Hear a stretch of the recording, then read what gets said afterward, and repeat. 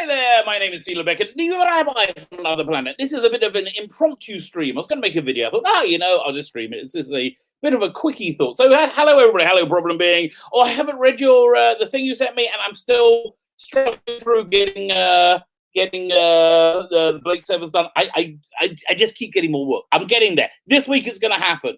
Gareth Morgan, hello, how are you? And Kip Ellis, hello, thank you for joining. So, I was just thinking, well, actually, I just have to share with you, I had a very, very satisfying urination just now, which is why this stream is happening. You wouldn't think one thing would lead to another, but it did.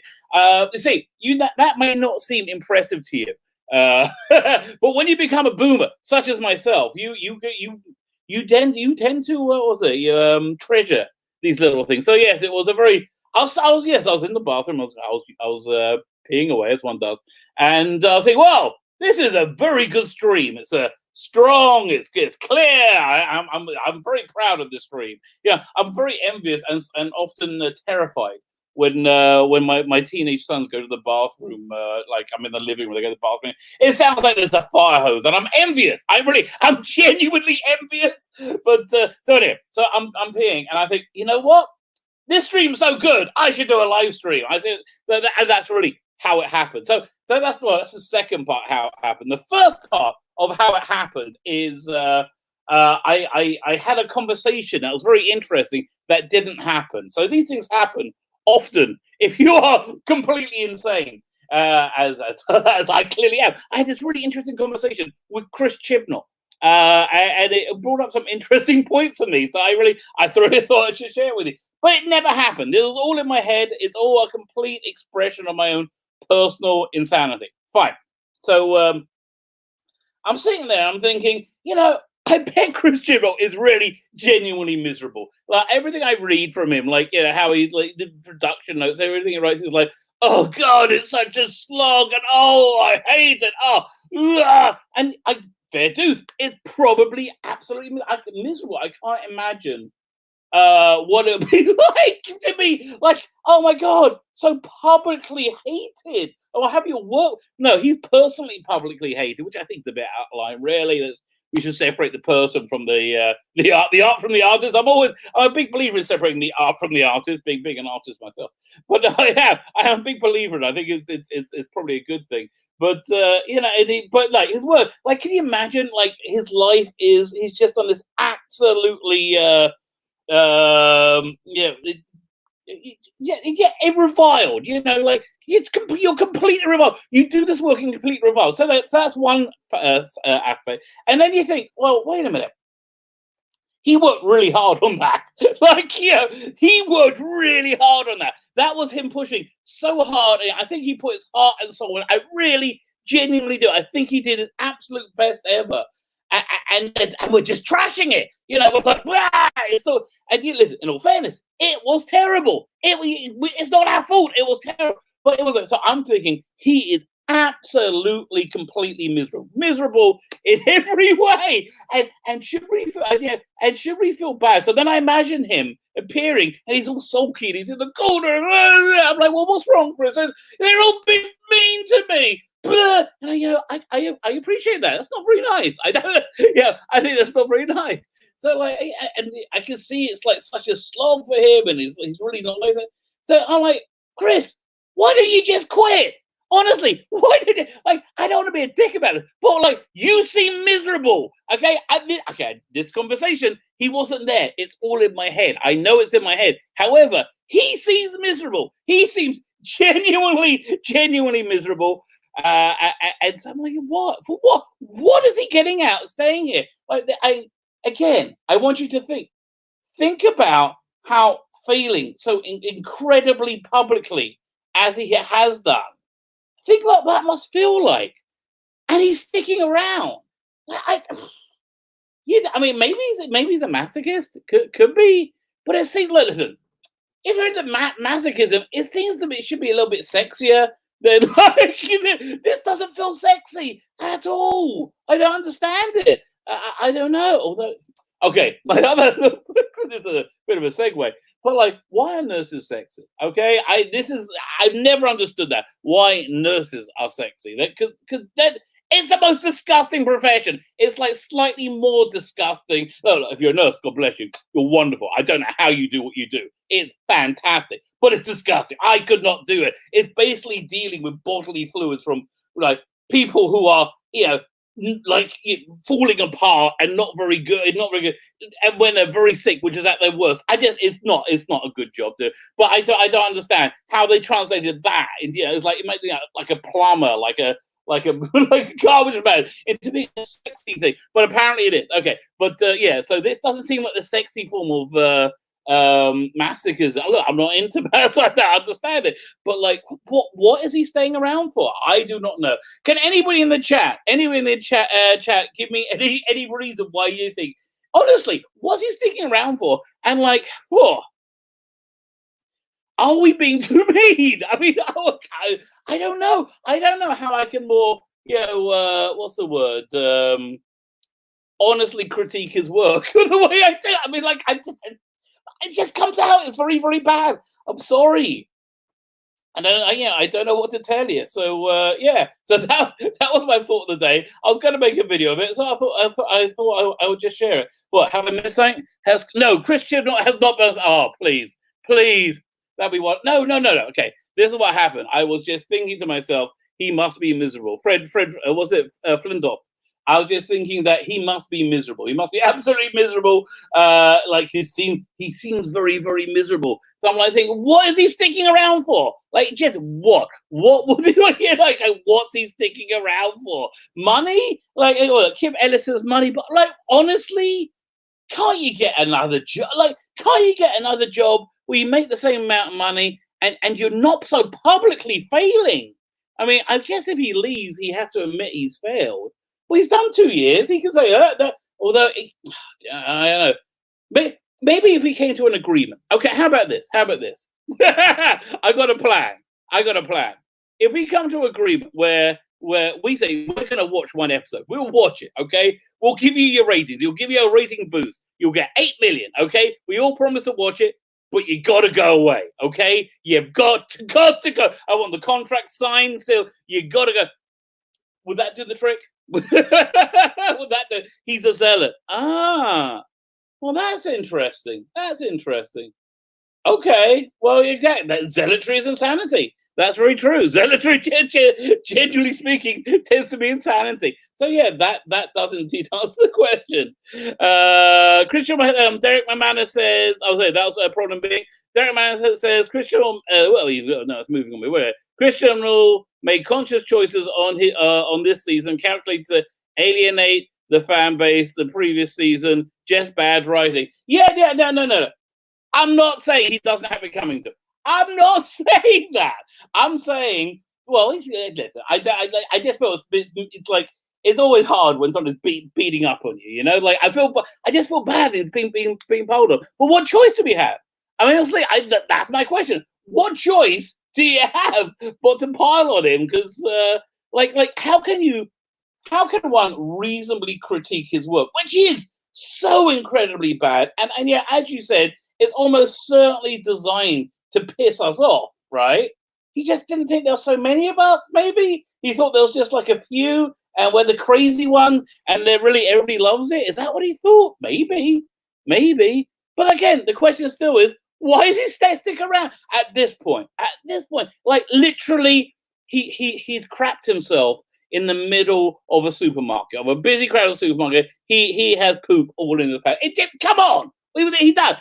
You can pretend it hasn't been awful as much as you like. You can pretend it's like the ratings haven't graded. You can pretend you haven't failed more than anybody has failed so publicly. You go, but you have. He still has failed. It's just bizarre. It's bizarre. I mean, maybe he's just insulated it. Okay, let me catch up on the chat. Let me think. Buffett and Chibnall was offered other jobs for more money before he took over. Well, okay. But Buffett and Chibnall was offered. Yeah, but who knows? That's Christian Donald film. Who knows? Possibly, or that might just have been spin. Possibly. I don't know. Yeah, listen, I'm not saying impossible. He's not being offered jobs for more money now. Really? Let's say you're a television producer, right? Let's say you are a TV producer and you have, you just bought Dan Day. You spent like a lot of money buying this really expensive property. So, you want to get a guy in who's going to do the best. You're not going to go to Chris Chibnall now. He's tanked himself. Like this, he's gonna pitch a show to you. You're gonna be like, really, Chris, mate, you had it you had it on a silver platter, and like, look what happened. Like, he's not getting more money now, is he? But I don't know, what's he sticking around? So that's he met them. Fred Fennell says, Bin's watching Torchwood at the moment, and his episodes were yes. His episodes were much better than his Doctor Who story. Yes, it was excellent ones. I remember them being absolutely excellent. It's so weird. You know what else is so weird? I believe he's a genuine fan. I really do. Like, who could listen? He went on that open air thing to be a dick to John Nathan Turner and Pip and Jane Baker. But that's listen. If that doesn't prove you're a fan, you're being a dick in public to the creators of Doctor Who. Really? Isn't that like one of the things we do? So like, he strikes me as a bona fide fan. You don't get much more bona fide than him being a dick to the creators very publicly, do you? I guess, I don't know. But yeah, no, his Torchwood was. I really enjoyed it. Weird. So Daniel Mann says that problem being the whole social media isn't. That's nothing to do with me. Although I put out a video today about what people get. It's uploading now. I'll tell you how's it doing. It's up to. I kind of like doing this live. It's kind of fun. I went to the wrong screen. It says it's got an hour and 2 minutes to go, but it does talk about the phenomena of social media. Like, what is it that the outrage merchants, what do they get out of it? They're addicted to outrage. What do they get out of outrage? And I think I worked it out. I think maybe it's pretty obvious, but it's that they get to feel like good people without doing the work of what it takes to be a good person. Like, being a good person normally, generally speaking, takes a little bit of work, but anything of value takes work. And so and it feels good to be a good person, but yeah, you got to go and like help in a soup kitchen or do what other good people do. I don't know. But yeah, you got to be a good person, right? So they don't want to do that. They don't want to be not hateful to other people. They don't. So but they want to feel like good people. They don't want to feel like bad people. So they get into outrage, because outrage means they're a good person. So that's what I think is going on there. So the internet, fundamental church awoke. Yeah, okay, thank Catholic. You're probably right. This is the overwhelming response. After timeless children, he is more than fair. Yeah. Again. Okay, my whole thought process is this: that like he did his bestest work ever. He put his heart and soul into it. He really did. God bless him. He really did. He thought he was giving us a middle finger, but he thought we're like a bunch of marginal racists. He didn't think we're real. And he's like, again, he's like why they're all so shocked that Trump won the election, or Brexit, or Labour got zero. Did Labour get 0 points in it, minus score of the election? And they're all so shocked. Oh my God! Oh, how could it be? Because you're completely out of touch with reality. But when you get the viewing figures in, and you see the objective truth that how badly it fell, you go I guess I'm out. I mean, but I don't know. I don't. Maybe if he leaves now, it's worse than if he stayed. But if he leaves, he thinks he can turn it around. But he can't. Come on, Chris, mate, come on. I got to take you for a walk. Yeah, I love you, baby. Love you. Chrissy. Yeah, love what you're doing. Fantastic. In fact, you're lovely. It's fantastic. It's time to go. Time to go. What? No, it's time to go. Bye there, Chris. Let's try. You're really? No, you're not going to turn this around. It's only going to get worse. There's no way you're going to. I believe somebody of real, genuine talent and integrity could do it. See, I said integrity. I'm dumping on you because it's just so normal to do. But I believe somebody with talent and integrity could do it. I don't think you can. Gee, I mean, I really don't think you can. So, I don't know, Chrissy, mate, please find some exit. Find some get some self-respect. I just dude, I feel like I'm punching down now. It's too much. Okay, let's keep going on the chat. It's fair game. Problem being says, when the BBC spends so much time telling us how important mental health is to them, and they made us all crazy, and then side with internet bullies. Oh my God, what a good point. Internet bullies then reveal in the suffering of the over half the and reveal in the suffering over half the audience of Doctor Who really says, oh my God, that's such a very good point. That's a very, very good point, isn't it? Oh my God. Yeah, like, we care so much about mental health. We really care about mental health. Now we're going to make you all insane. Now we're going to tell you everything you believed is really wrong. We're going to tell you up is down. We're going to tell you men is women. And if you argue with us, we're going to shun you and put you in the outskirts of society. And they're scared about mental health. They've probably driven people insane. Have you ever seen the news? Fine. Keeps going. Where are we going? Jack was gay and Doctor. I just watched the Doctor's Answers like just now for the show tonight. So and he was very hetero in that first episode. Oh my God, Rose was drooling over him.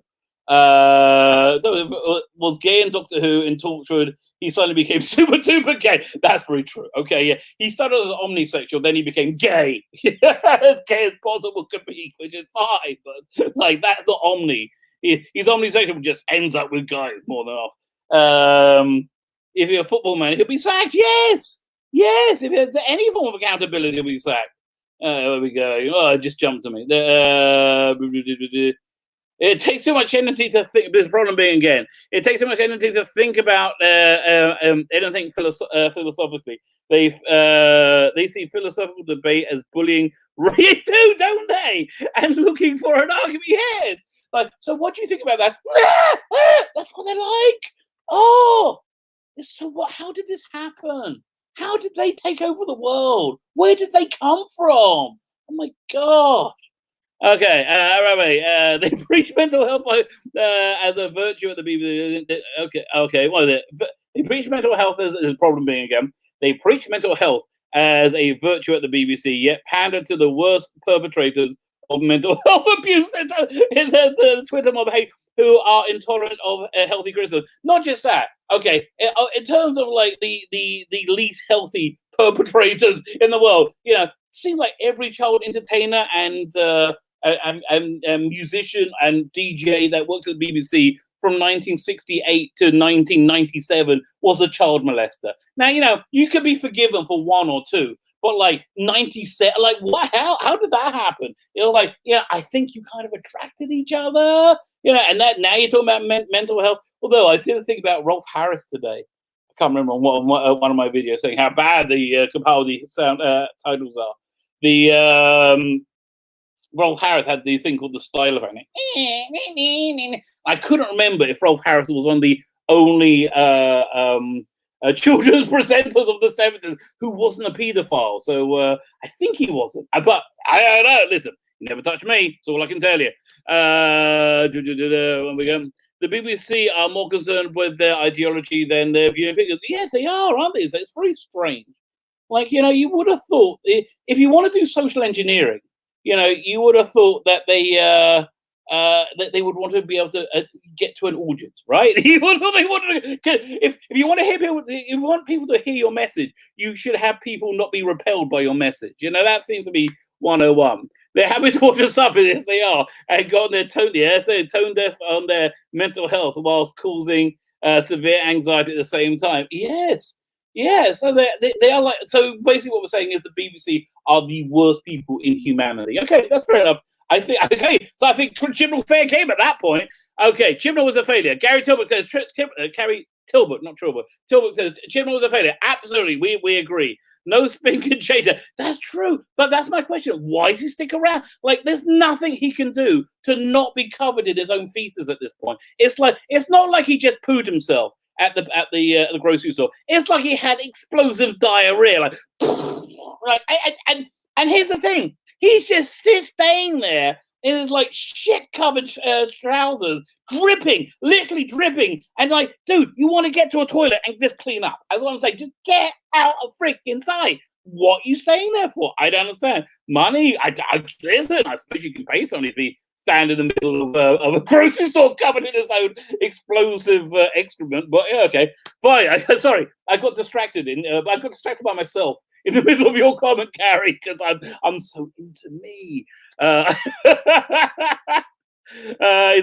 His first mistake was casting a female. It was casting it. First game wasn't his first mistake. Wasn't casting a female. It was casting a poor actress for the lead. Yeah, it's so disappointing.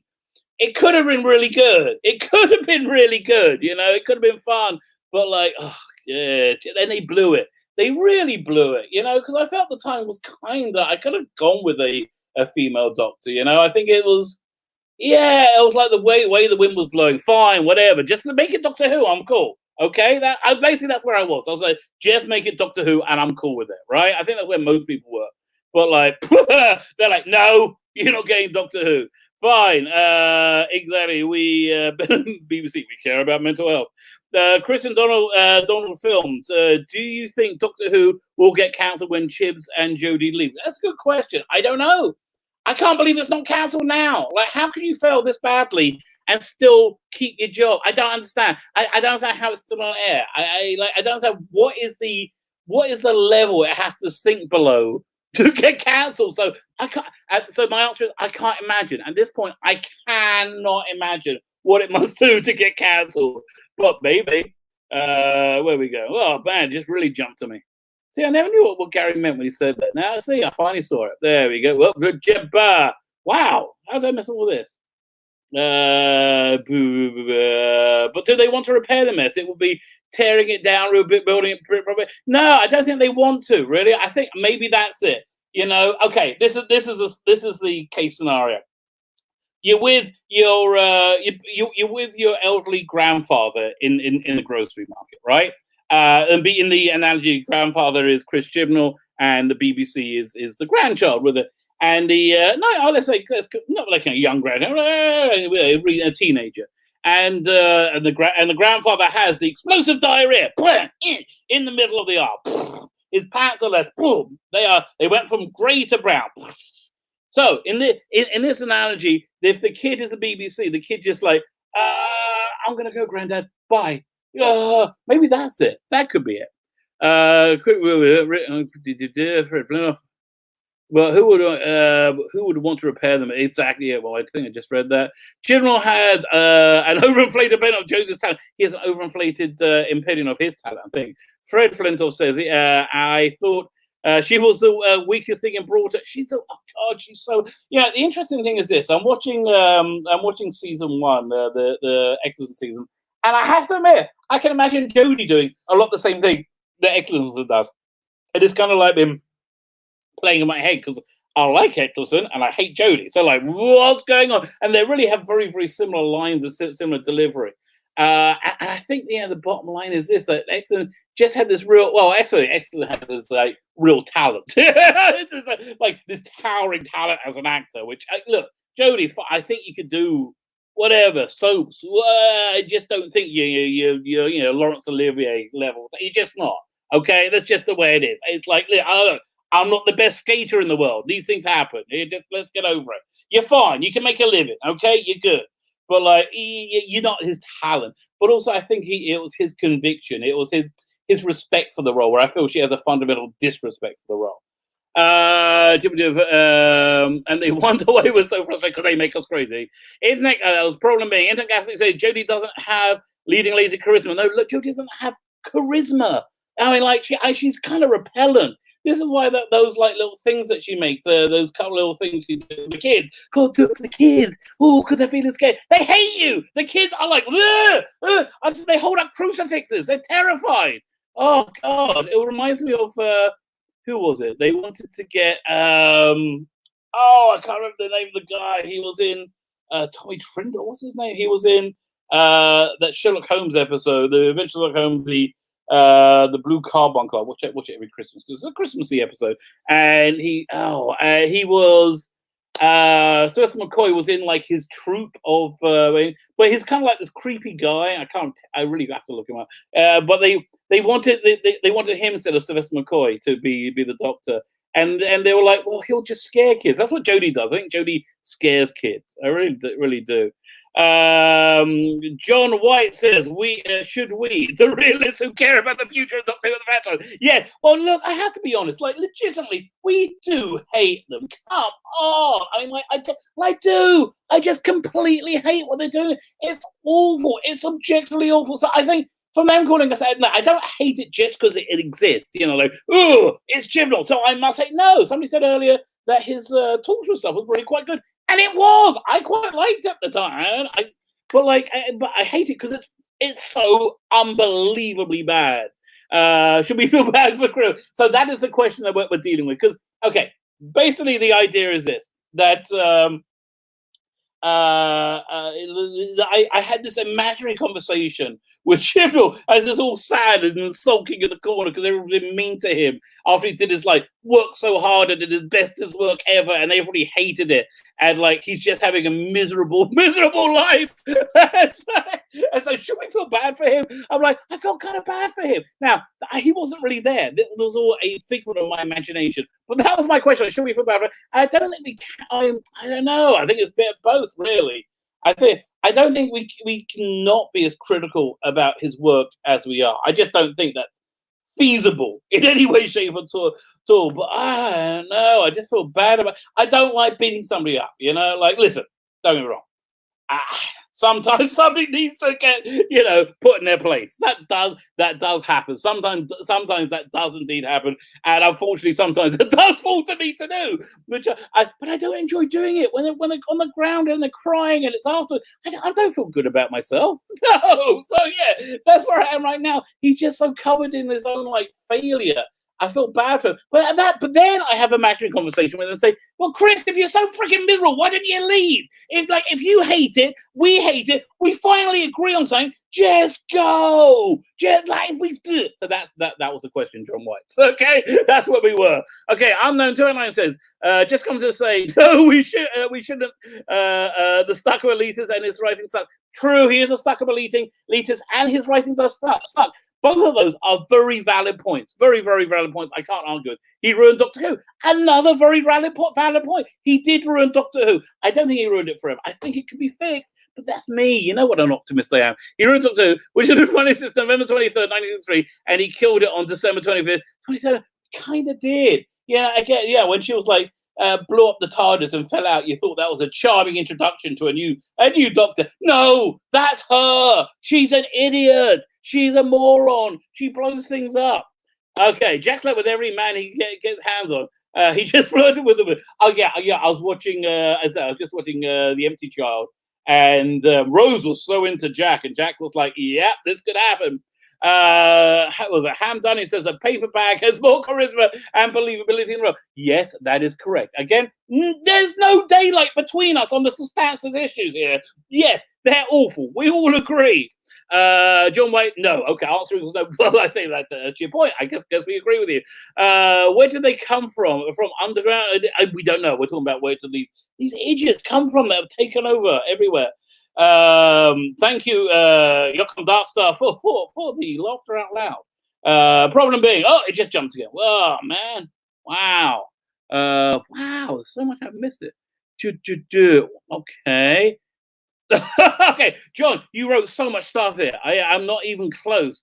I've had an upgrade. Yeah. Okay, I'm starting from I've had an upgrade. That was Ham Dunning. Yeah. You've been. Yeah. You know, you be a dick. You end up getting slapped. Yeah, you're making a fair freaking point. So no, we shouldn't feel bad that he's getting slapped around. His life is awful. He was a dick. And yeah, it wasn't that he was just talentless. He was a dick. And yeah, I've had an upgrade. Right.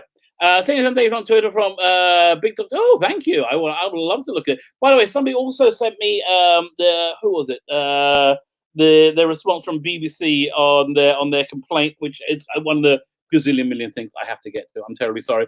Absolutely fascinating. You should dig in. I really will. That's really thank you, John. I will totally get into that. BBC, we care about mental health, but not people suffering from cancer because they make us socially awkward. Yes, can we make that to a T-shirt? Oh, with Jodas face in it. BBC, we care about we care about people with mental, well, not cancer, because it makes us socially awkward. Eeyok. Okay, whoa, we've got some real data coming in here. John White says the average score for each doctor expressed as a percentage was excellent, 75.76. Baker really Eccleston got more than the wow. Poetry 73.81. Baker 72 point. I can't believe that. I can't believe Tom Baker is behind. Wow, that's really okay. Look in the chat. That's really interesting. And Whitaker's still behind all of them. Well, really, I wouldn't have thought. Colin Baker, Kapadik, and believe McCann, Hart. Wow, I really would have thought Tom Baker would have been. I'm so surprised that Eccleston is the number one on that data. Sam Fenwell says, do you mean feel bad or feel pity? Oh, you're right. Have pity on me. Exactly. Who was that? Davros. Each episode costs about $1 million. They are throwing it away and not making it. Yeah, well, that's what that's Gareth Morgan. Wasn't that the scream of the time of Victorious? Wasn't that the screen? It was like, really? Yeah, it was like we're not making money. We really want to make it. But yeah. I mean, they can only have it be so much of a failure, apparently. Charles, John, that one with Jodie didn't give a single episode on top of 70 or something. Yeah, that's true. I would have thought that unknown 289 says, I would have thought that Whitaker's average score would have been lower. Yeah, I'm surprised, but she had that high opening. Yeah, that really helped her. Stephen Noonan, it's a lily-livered woke liberalism fan saying, yes, we should go with a female doctor that opened the doors. I'm like, yeah, well, I was kind of one of them. I wasn't really. I didn't resist, I was like, yeah, as long as you make it Doctor Who, I was fine with it, But yeah, I guess you're right, Stephen. I can't argue with you there. Exon, went to go out. He wanted to. He hated it. He got out in the first minute he can. Whitaker doesn't. That is true. Andy Morley says she doesn't. She seems to be hanging. She's been hanging on Bev. Who's Bev? I've no idea who Bev is, but if Bev can move away, then that'd be fantastic. Okay, I have to go in a minute because I've got to listen to Big Finish audio because I'm on a live stream in an hour and a half. Oh man, I've got to go. Ken Campbell, thank you, Steve Noonan. That's it. Ken Campbell was who they wanted as the seventh Doctor, who would have just scared the frick out of kids, right? 100%. She's hanging on because she knows she can't be sacked. I guess that's true. It must be. I've never been in that situation, so I can't really understand. When you read Chibnall piece in Doctor Who magazine, and you see me read that, and it's agony, just like watching this episode. It's evident man has no charisma, yeah, and it's just banal, meaningless style details that translates to everything he touches. Yes, he has the touch of grey. Like he's like Grayscale, He's Grayscale, the writer. It was too weird. John White says Charlotte G. Manners 4 in the top 100 Jadoon at 79. Okay, fine. More data about Whitaker, which is okay. He spent £100,000 on the licensee's money, hiring Common Purpose to do their diversity training. Yeah, good point as well. Fine, but then again, I feel like Chibnall's getting crap enamored by them. Pierce Brosnan, David Bowie, Timothy Lodges, Gary Morgan, and Sting were all on the shortlist to be the seventh. Get out! No, they never were. You're thinking of the Eighth Doctor when they were doing all the different the revivals. But yeah, David that was in Doctor Mention. They wanted him as the villain, I think. I'm not sure to be the seventh Doctor. Jonathan Frakes was on the shortlist to be the Master. Okay, now I think you're just joking. Okay, I think you're just pulling this rabbi's leg. Colin B. Smith. The thing is, they are not making Doctor Who. They're just a power and tempo. Exactly. I said I would have been on board with them if they made Doctor Who, but they weren't. And problem being, the last thing is that if they ever made a speaking with Pablo Chibnall, he'll be like he'll be like one they made of John Major. Yeah, great. But I just think he'll be in the corner crying. Okay, so I'm going to wrap up. I've got to run. But basically, the answer is, should we feel pity for Chibnall? Yeah. Should we feel bad for Chibnall? No, he brought it on himself. I can't remember who said it in the chat, but that is absolutely right. Thank you all for stopping by. I think I might do this more regularly about this time. We'll see how it goes. Let me know what you guys think. My name is Vila Beck, and do you Rabbi from another planet. Please like, share, please subscribe. That would be really nice. You can win this. Go to the video notes, all cool crap. You know the introduction. I do it every bloody time. Have yourself a fantastic rest day. I am on the Blue Bonnet Hoovian in about an hour and a half, and I'm